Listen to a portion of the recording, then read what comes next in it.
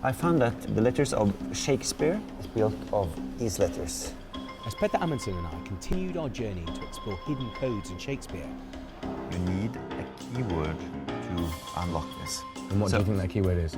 We looked at possible clues on Shakespeare's gravestone and monument in Stratford. Stramen oma, straw man.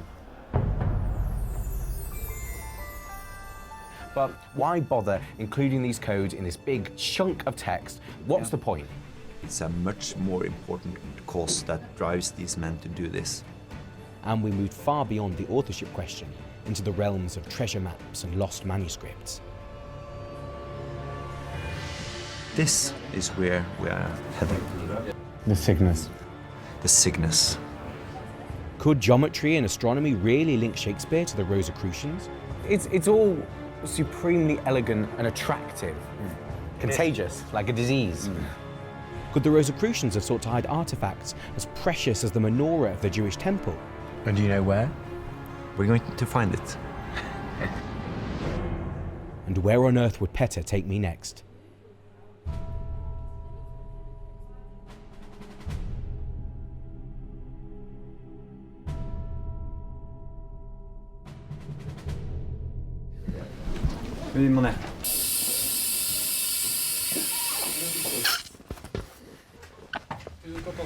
This is Mother Earth, and this is the sky. Do you see similarities between these? Well, it's the same shape. Same shape, Yeah. right? Okay. Other similarities? Well, they're Apart both. from being light and then you can swim with them. Well, they've imposed longitude and latitude lines, haven't they? To, find coordinates, presumably. Yes. So this makes it possible to find a spot on this map and project it onto that map. Oh, okay. So literally, we find the same point and then we find it here. That's right. With this system, we can go places. Okay. And just to prove my point, I have a picture taken from a terrestrial globe like this, from the 1500s, made by Mercator, and he actually puts stars onto the terrestrial map. So the one we're particularly looking at is Deneb, isn't it? That's Deneb. The summit, if you like, of the Masonic treasure map, and the 7th step towards God's mercy. Yes. And look, here is Deneb, Cauda Cygni, the tail of the swan, and it's quite close to the coast. But I'd like So to... is it where the coast of where? This is the coast of North America, is it? Yes, that's right. You are bang onto the coast of Nova Scotia. So that would be an ideal spot to build a new temple, if the Temple Mount was out of reach, which it was. In the New World, of course. And in the New World, which in those days became colonized.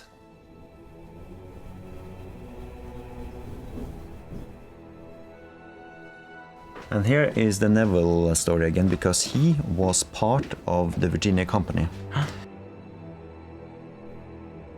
And his uncle Bacon, he was part of the colonization of Newfoundland. Right. But still, we have lots of challenges, because this star is not dead accurate. In a cycle of 25,000 years, it moves a little bit up and it goes a little bit down. Also, we have the problem of longitude, because that was not an exact science in those days, because of their lack of precise watches. But still, we have enough clues that we can zoom in on. We have New Atlantis by Bacon, where Bacon describes the seamen going up north for 7 months. So it's like the 7 steps, and then they then they come to an island where they conserve bodies in underground facilities. And we also have the play beginning bosun or boatswain. The Tempest. Yes.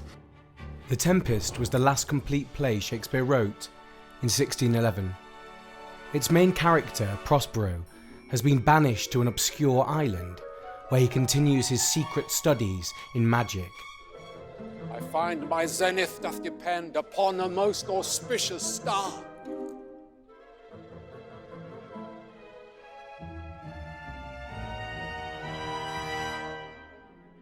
Zenith is just above the head.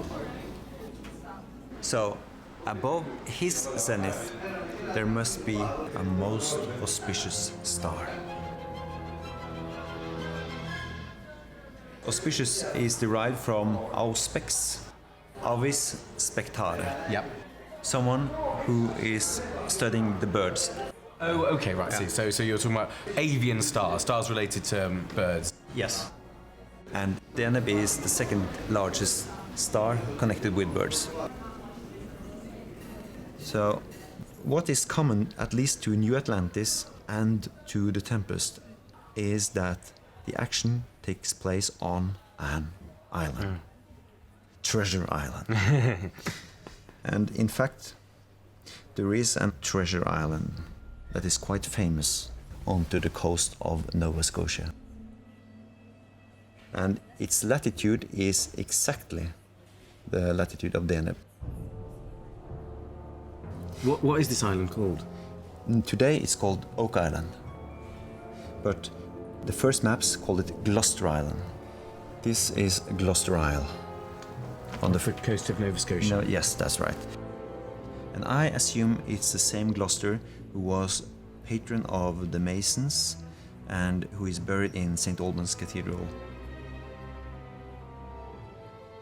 whose body was found by moving stones to build a new grave in the year 1703 RC.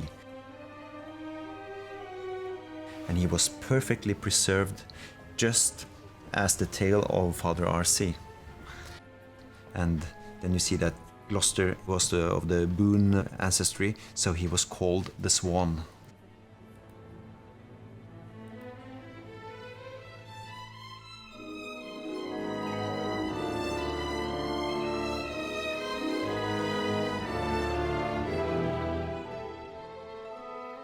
Oak Island has become famous as the home of secrets and legendary treasure hoards. For centuries, people have searched the island for a mysterious treasure that is supposed to be located in caves deep underground. As early as 1795, a 90-foot deep shaft made of oak was discovered. The shaft later collapsed due to enormous water pressure. But it helped to create Oak Island's reputation as a place where impressive feats of engineering could be found alongside tantalizing pieces of evidence. And people have been making new shafts and they found a tunnel system. There's a tunnel, really? Yes. But they don't know how to get down there. So why can't they dig down as deep, not just with a drill? Why can't they really excavate it? The problem is the water. No one's drained that water, or you can't drain that water? No, they drained it down to a certain level and they hit sea water. And that has remained a problem ever since. Apparently 6 human lives have been lost, and huge sums of money have been spent on several doomed attempts to find the island's famous treasure, leading to talk of an Oak Island curse. But other findings have been made which seem to fit with Petter's theory that Shakespeare's manuscripts could have been concealed here. In the autumn of 1797, they drilled down to 145 feet and discovered a fragment of paper with writing on it. I have seen this myself. I have held the piece of paper in my hand. But here is the interesting bit for our story. Because they have found traces of mercury from way below. These findings fit with Bacon's description of the conservation of paper in mercury.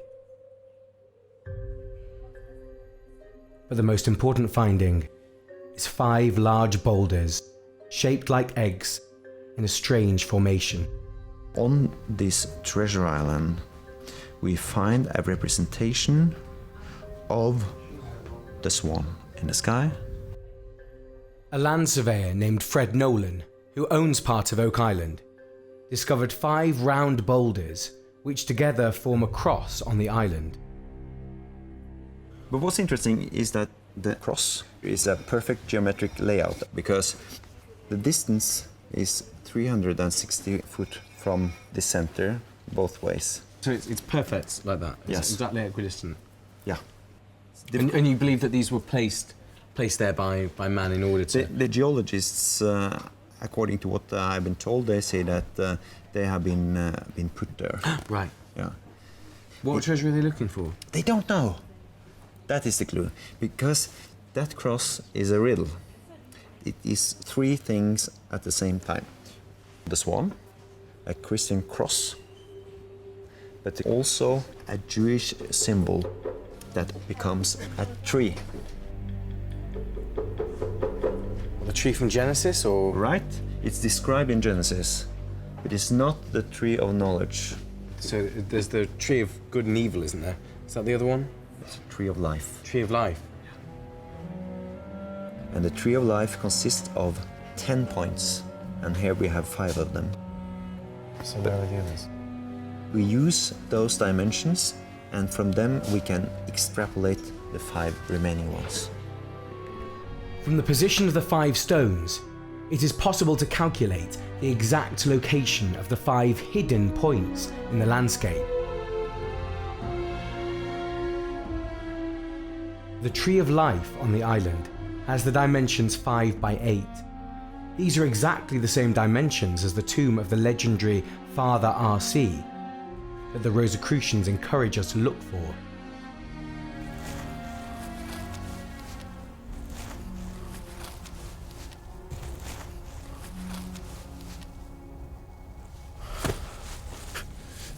He that had wit would think that I had none, to bury so much gold under a tree, and never after to inherit it. On the 3rd page 37 in the folio, in the play Titus Andronicus, yet another TWO acrostic leads us to lines by Aaron the Moor, who is burying gold under a tree which he is never to inherit. The Aaron of the Old Testament, Moses' brother, was traditionally seen as the protector of the treasures of the Jewish temple, including the menorah. Curiously, under a tree. Perhaps the tree on Oak Island is the tree under which so much gold is buried, and those guys never inherited it. Wow. What, Exciting, isn't it? Yeah, it is. Now what? Well, the points in the Tree of Life, they're called the Sephiroth. Each of them has got a name.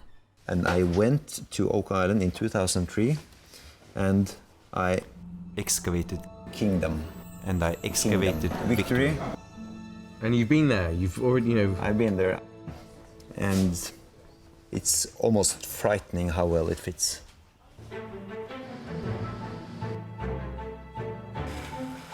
In 2003, Petter went on an expedition to Oak Island.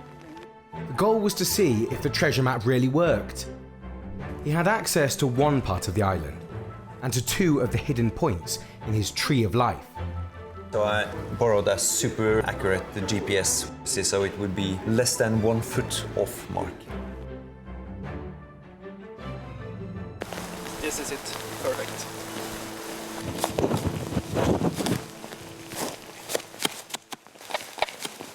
Oi. Hva var det nå? En, to, tre!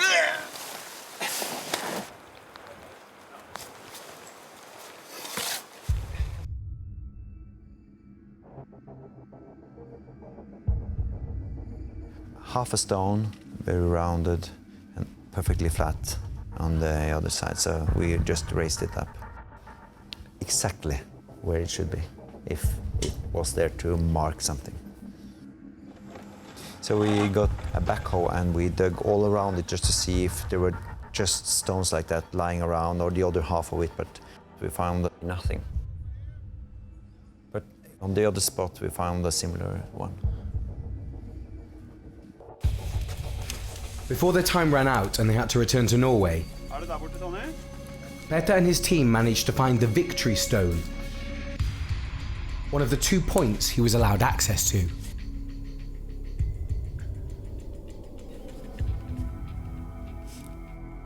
The discovery of 2 such similar stones does strengthen Petter's case. But how do the stones get us closer to the treasure? This is not where the treasure is. It's much more clever than that. I know where the proper entrance is. So there's a way of getting to the treasure. Yes.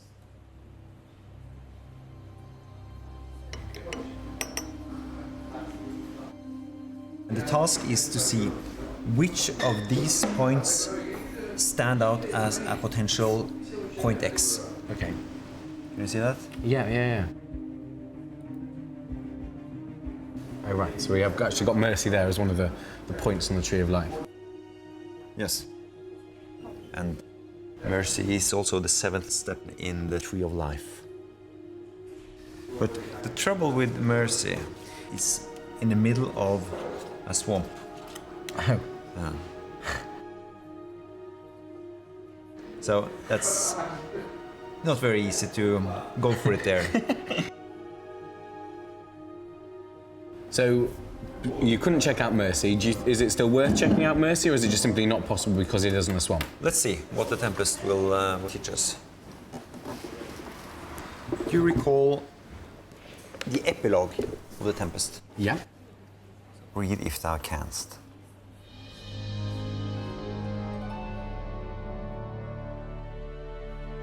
Now my charms are all o'erthrown, and what strength I have's mine own, which is most faint, now 'tis true. I must be here confined by you or sent to Naples. But release me from my bands with the help of your good hands. Gentle breath of yours my sails must fill, or else my project fails. Now I want spirits to enforce, art to enchant, And my ending is despair, unless I be relieved by prayer, which pierces so that it assaults mercy itself and frees all faults. As you from crimes would pardoned be, let your indulgence set me free. And it's rare, we have very few epilogues in Shakespeare, actually. This is kind of Shakespeare's farewell to the stage almost before he goes into semi-retirement in Stratford. Yeah. Almost like a swan song in a way. Yes, yeah. But watch this. The Tree of Life, as it is found on Oak Island, fits the frame. So at the point on the Tree of Life where mercy should be, mercy is indeed on the page, if you would superimpose it like that. Yes, that is exactly what I'm saying. But it doesn't stop there. Because I think we get instructions. You see? Pierced mercy. So maybe we should do some kind of Piercing. Yes. I'd like to show you something else. This little book is the story of history of Henry VII in Latin. And here is Bacon, twice. And you know what? I speculate. This guy is Neville and this guy is Shakespeare. You see, he's masked. He's got theater boots and a spur. He has one hand on the spear that Bacon shakes with two, and he's pointing to a globe. While Neville is doing something else, he's constructing this figure. Then she becomes the perfect 5x8 tree of life as we find it on Oak Island. And, you know, Bacon and one-handed Shakespeare pierces the wheel at mercy and frees all faults. But look at this. This is a German edition of the essays of Francis Bacon. You see? Wow. So it's highly appropriate when Bacon is pointing down into the pond. Yeah, it's interesting. Yeah. So, Robert, I think we should pierce mercy.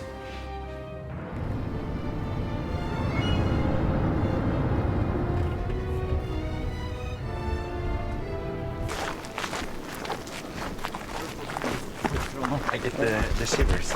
Yeah. We meet a marine archaeologist, Vinan Barkan.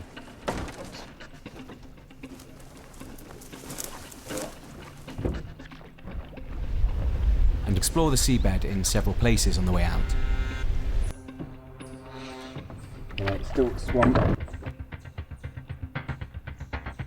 But at Mercy Point, we hit on something strange. Try here, for instance. Oh. God, I mean, listen to that. Yeah, it's more sort of hollow, isn't it? Oh. Come on. It's the same height. It's like a flat surface. Yeah. It seems there is a hard, flat area below us. Yeah. Listen. Yeah, and it's hollow in the sound. Yeah. Barkan, the marine archaeologist, tells us that he has never experienced such ground conditions in a swamp before. I've never ever felt a solid, even ground. We're in the middle of a swamp here, and this is a very definite hollow sound. What happened to Prospero? And my ending is despair, unless I be relieved by prayer, which pierces so that it assaults mercy itself. And freed those faults, Robert. Yeah. And almost assaults mercy itself and frees all faults. Listen to that sound. There's something there. Issues over the ownership of the swamp, over the role of the Canadian environmental authorities, and over the potentially dangerous gases the swamp contains, meant that we couldn't just get some diving equipment and keep on searching. For now, at least. This was the end of the road. Well, it turns out that other, bigger players than Petter and myself have been getting involved. The multi-millionaire American owners of much of the island are fascinated by Petter's theories, as are the US History Channel, who are currently filming there with him. The American owners are draining the swamp and will use high-tech equipment to scan up to 40 feet below the surface. This trip could make or break his theories, once and for all. For the first time in history, the swamp is bone dry. And the swamp, does that include the Mercy Point, where you think the most significant? It does, and it seems that they can try to move away some soil to look, but they cannot go deeper than that. They can't go deeper? No. But we will see.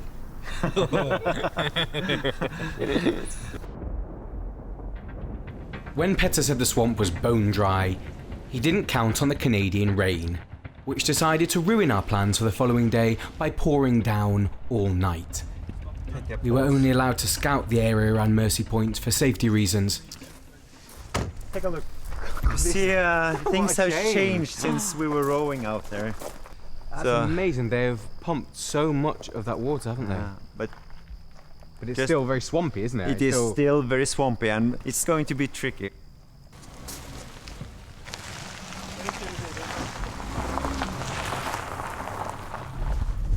How many people have died on this island? 6.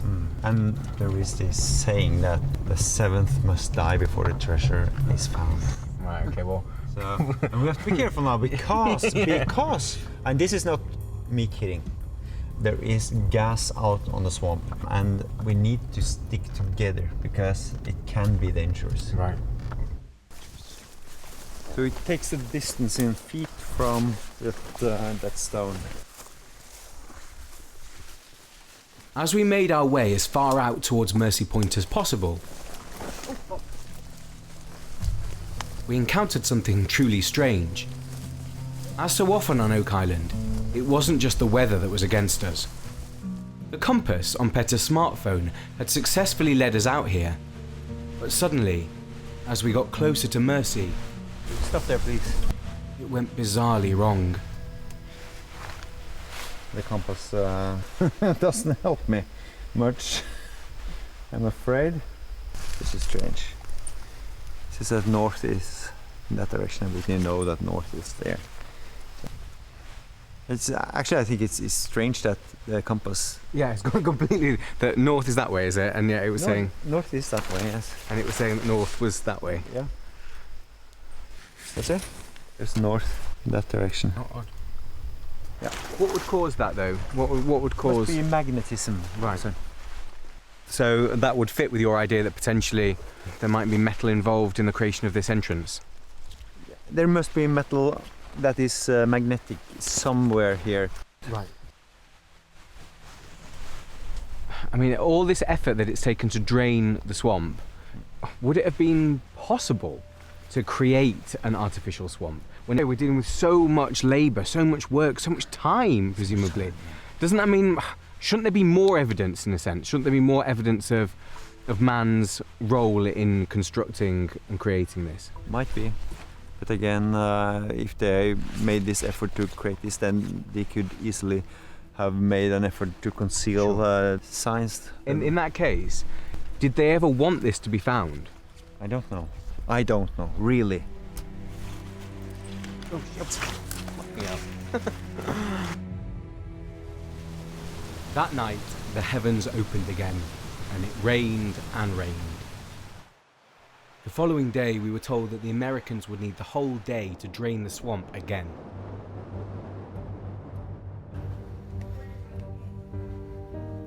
Was it really possible that human hands in the 17th century could build an elaborate hiding place for the manuscripts and the menorah, without leaving significant traces of their thousands of hours of back-breaking labour on the island?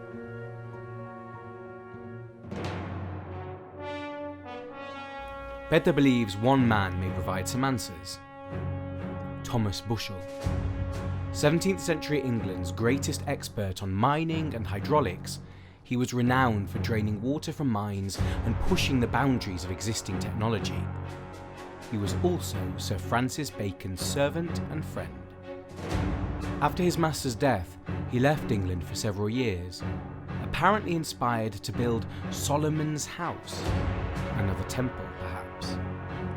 In his writings, Bushel mentions his journey towards Mercy's seat. While this seems metaphorical to me, Petter thinks it may also be linked to the Mercy Point on his Tree of Life map. On his return, Bushel included a cross in his portrait, which contains a 3-4-5 triangle. I could see exactly why Petter might find Thomas Bushel and his achievements very interesting.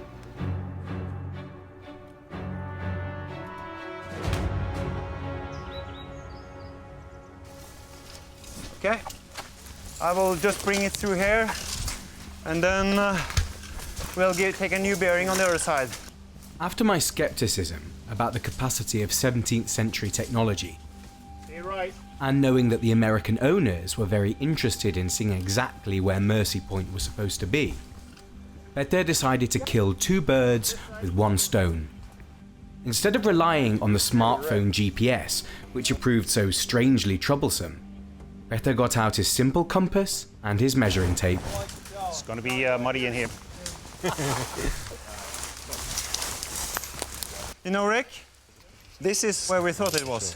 We missed 50 feet. I think this is quite good, actually. It is quite amazing that we found the site that you speculated was the site, yes. Oh, yeah. This is strange. What is happening? It's giving me the wrong direction. It says that north is there. Even Petter's simple magnetic compass was having problems dealing with Oak Island. So this is where it is. 50 feet out there. You know, we had this swamp drained yesterday to the point where this probably was accessible. And now you look at it and it's completely inaccessible. I don't think a person could get from here to there 50 feet. I don't think you'd get there an entire day of struggling. And H2S gas is nothing to fool with. No. But we will get there. It's just one step after another, and perhaps it's but 50 feet away. Of course, little did we know that after we left Oak Island, the search went on without us. Walking up to the Holmenkollen Church where all this began, I felt like we were maybe coming full circle. We watched footage from the Americans. Side and try to sweep and see if it registers from that side. Okay.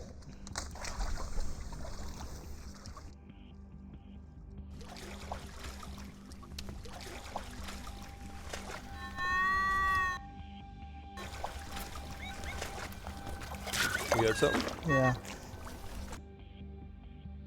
It's funny. I'm actually getting multiple signals. Really? Yeah. See that? See that? Yeah. That's a hit. You got to be kidding me. Something that's significant, like gold or silver, would be up in this quadrant around here. God, that's where it is. I know. That's it, buddy. Hey, let's keep going. Maybe we find something else. I got a definite signal here too. Here we go. Listen. All right, I'm going to put my foot on that. Right. So. Okay. Is there anything here? Holy shit! I'm going to put my foot on that.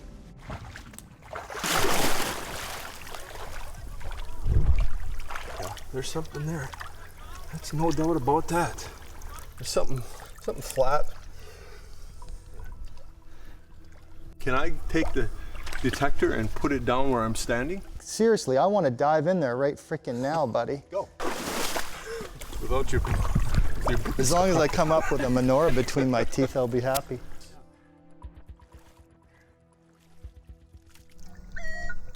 Oh. Did you hear that? Here. Hear that? How about your glasses? No. Yeah, I do. Okay. Yes! There you go, buddy. Yes! When their metal detector beeps unmistakably over Mercy Point,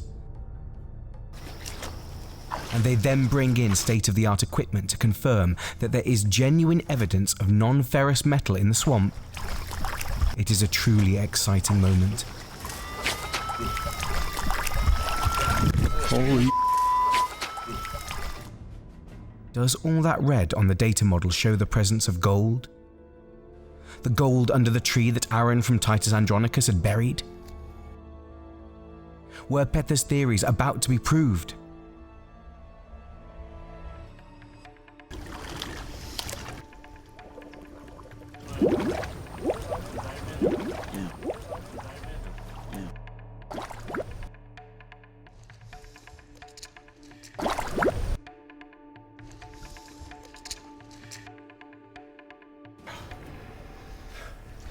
It was weird because initially I got a hit 2/3 of the way down, sort of feeling across everything as I was going. And I thought, well, what the hell is it? And I did a test on my ring. Yeah, and it was the same sort of sound, obviously gold. But it was the same thing. I was getting it and then gone, just gone. The metal detecting equipment suddenly failed. Just like Petter's phone compass. Just like our cameraman's lights or the microphones used by our sound recordist. Something made technology fail out on Oak Island. It's so strange. What is it about this place that basically turns all equipment from your smartphone to some super high-tech German metal detector into rubbish? It's a very strange story, but we need to investigate further. So this is our inscription on the wall of Trinity Church in Stratford. It is, but there's one guy, Frode, living up in Tromsø. He's working at the university. He's a mathematician. He had me standing up and salute him for one thing he had found last year. It's the upper part, the Latin. Socratem is bad Latin. It should be Socraten. If you read it the other way, it makes sense. It becomes perfect Latin. Where's the menorah, the ark? As Petter began to explain, I suddenly saw it myself. Menoram. Menoram. The menorah. It's fantastic.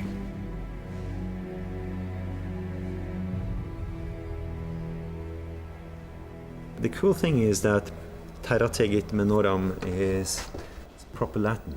Yeah, for the earth covers the menorah. Yeah.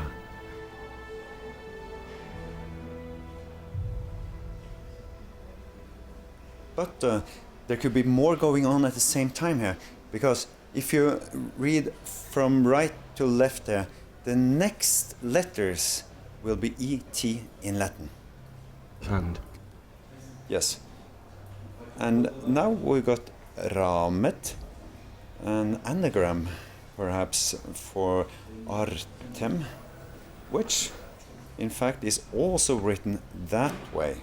And if you think of it being close to the manuscript in Shakespeare's hand, it strengthens the idea that the art of Shakespeare being part of this treasure.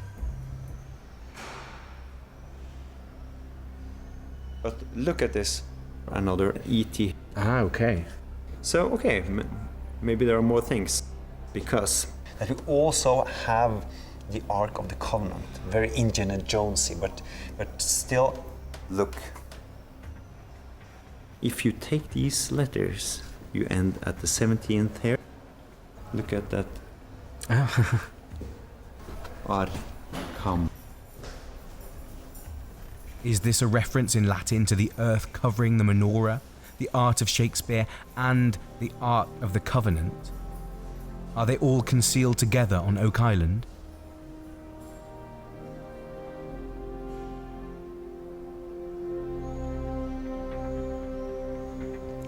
One thing is the menorah, but the Ark has not been seen for perhaps 3,000 years. And so the Ark of the Covenant, the place where the Ten Commandments were supposedly stored, is that right? So we are really in Indiana Jones territory. We are in Indiana Jones territory, but it could really be. You know, all these strange things with electronic equipment. No, but we have stories saying that it had radiation and it was dangerous to be near it. The story goes that it was immensely powerful and it was like a weapon. The thing is, over in Oak Island, it's just an odd place, isn't it? Again, it sort of defies rational explanation, the fact that so much technological equipment would be rendered useless at times by something on that island. Are you interested in following me further on this? Oh yeah, absolutely. I mean, the point is, you know, it's amazing, and nothing in a way beats that moment of seeing something in a text. So I absolutely understand, you know, what keeps driving this story on. The chapel is a remarkable example of late 19th century neo-Gothic. Very nice. Petter's theories had also attracted the attention of the world's leading expert on Rosicrucianism, Tobias Churton. I'm truly impressed by the discovery. Thank you. And I think everything, practically everything there, absolutely sound. You're working from the text, you've got it in front of you, you can see what you're doing, it's demonstrable, it opens doors, and I think some amazing doors. I'm slightly concerned that you haven't opened all the doors that are really possible given what you've discovered. I thought I had opened all the doors. No, I think there's a lot more to be done. And I have this feeling that by putting your mark in the text, it seems to me that's what somebody's done. It throws up wonderful questions to me. And I think for any Shakespearean scholar, it's a real door. The Rosicrucian ideal is of major importance in England in this period, and whether traditional and orthodox conservative British historians like it or not is of no interest to me. It's time they understood the importance of Western esotericism. The fact that the writer or writers of some of these plays express sympathy with the ideals of the Brotherhood makes a huge amount of sense. And I find that riveting. Whoever produced the first folio, given the evidence that Petter has presented, clearly was in sympathy with ideals which have been called Rosicrucian. The question must be, what are those ideals at that time? Because Rosicrucianism is a rainbow of possibilities, even in that very early period of its development. I think if we then jump into Templars, Dan Brown territory, we are discrediting the real value of your discoveries. These words like temple and treasure, you should never, it is a materialistic concept to use these terms in a materialistic sense. Everything in the Rosicrucian story is symbolic. But I see in Fama that they encourage the search for the vault. Yes, the vault is a symbol, it's not a historic artifact. And you're confusing symbols with artifacts, and that is, to me, the fatal leap that all of this para-history of Templarism and Rosicrucianism does. It constantly confuses the material and the spiritual. The true alchemical gold is the transformation of the individual soul into spiritual awareness. It's what we call the gnosis, the hidden light of man.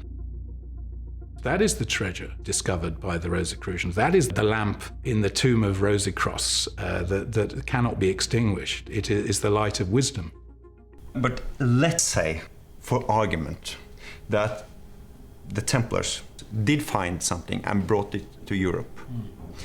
I think it would be an interesting task to try to find it. Of course, and we all love it, and it would make a fantastic movie. How much do you care about the facts? The story of a Templar treasure has no basis. There's nothing underneath it. You know, it's a void. And however, you know, stranger things have been known, and my mind is not closed to the possibility. All things are possible if you believe it. What I think. But hang on, no. There could be some rogue group of English Rosicrucians, and God knows they might have been Shakespearean actors. But how the heck had these people got hold of this treasure? But please, Thomas, let me show you a few things today, and maybe you will know more about why I am reluctant just to dismiss it out of hand. I wouldn't expect you to dismiss it. I want you to fight for your beliefs. Good, because I do. I do. And I hope it would be great. I mean, if something that's as absolutely off the wall as this comes about, I'd be the first to congratulate you on this and love it. You know, what mysteries... I'll be there with you tomorrow. We'll both be shaking Petter's hand. Great. Unless you've got some bits of Palestinian gold or something, you've got nothing really but conjecture. Well, I think there is something in my pocket too.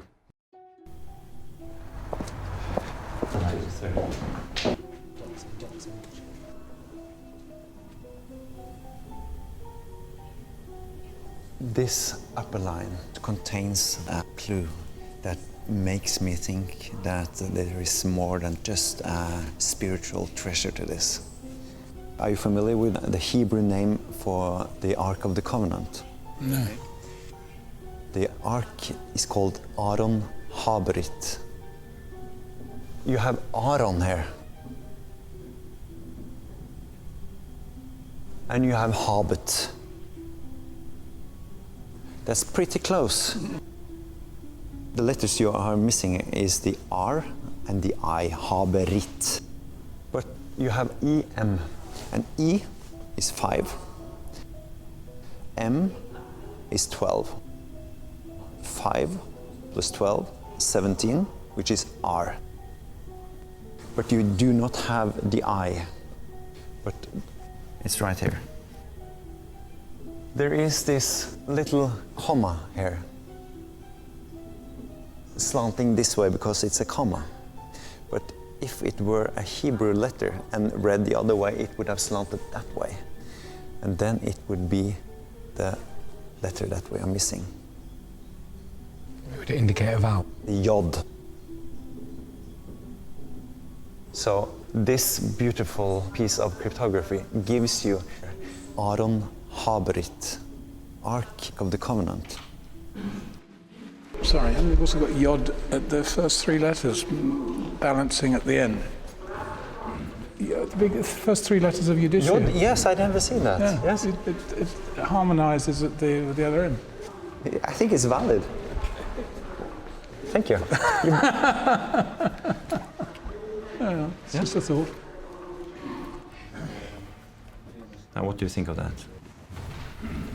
It makes sense because you have a story in your mind before you see it, and then you find it there, and methodologically, that's a problem. One has to say that. Well, you do have to do a lot of twisting around. There's a lot of convolutions there, isn't there, really? You know, you've said yourself, you know, so you have to read it one way, and then you read that way, and then you have to add that, and then you've got to, you know, add those letters together. As I often say, the universe answers the yearning soul. You will always get something back for the seeking. But it really says that you should look carefully. Stay, passenger. Why goes thou so fast? Read if thou canst. If thou canst is a nice. It invites you to look. It does. It does. I agree with you. Do we know who put this up? No. It's very interesting as a piece that it doesn't suggest at all who put it up. It's not like a little Inconium signed Ben Jonson, or, you know, we love William Shakespeare. It is... or from the family, or from... Doesn't sound like that either. No. It's very unusual, I think, that's for sure. As I say, if it's cryptic, you have decrypted it. For myself, what do I think? I suspect you're onto something. Definitely.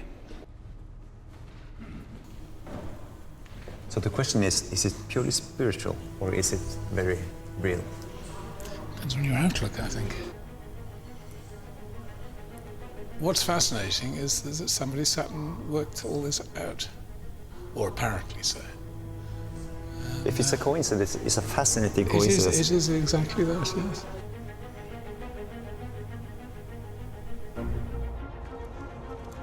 Petter had more to show us. And as day turned inexorably into night, we travelled to Shugborough Hall, whose grounds contain a famous and enigmatic monument. What do we have here? Je vous présente Shepherd's Monument. Et in Arcadia ego. Even in Arcadia am I. When was this erected, this monument? A little bit before 1750. Right. By Thomas Anson. And it was his brother George Anson who is the more famous of them. He went round the yes. earth. And so this is a depiction of Nicolas Poussin's painting, isn't it? Yes. But it is in reverse. And look, most importantly, this inscription. This is the enigma of Shugborough. What could those letters mean? My friend Øystein Bruno Larsen introduced something that is really astonishing. If we look at the Arcadia motto here, this inscription really leads us to Arcadia. Not the Greek Arcadia, but Arcadia, the Arcadia in Canada. And George Anson was a great mariner, and when his brother puts DM there, then it could be degrees and minutes. Because you have 8 of them, so you have 4 for the longitude and 4 for the latitude. So what Øystein did was he converted these letters using the Pythagorean system. So that A is 1, but when you come to letter number 9, the next one becomes 1 again. And with this system, read in reverse, it misses Oak Island with 1.5 miles.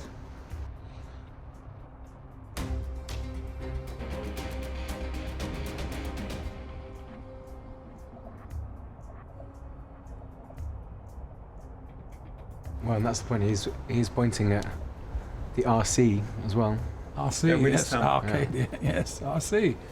The name and sign is made the mark, of course. Yeah. Did you notice that? Yeah, sure. Oh, I haven't. I must say, Arcadia. But is there any evidence that Anson was involved with the Masons, with the Rosicrucians? You know, how would they and why would they have put this information on this monument? I don't know. I mean, I'd have to be honest with you. The first time I ever saw this painting, I found it incredibly sinister. And perhaps it's being here in pitch darkness, I got the same feeling about this again. That if there is a secret behind this, it's not pleasant. I'm purely talking on a very personal, subjective level. There is something dark about the mystery behind all this.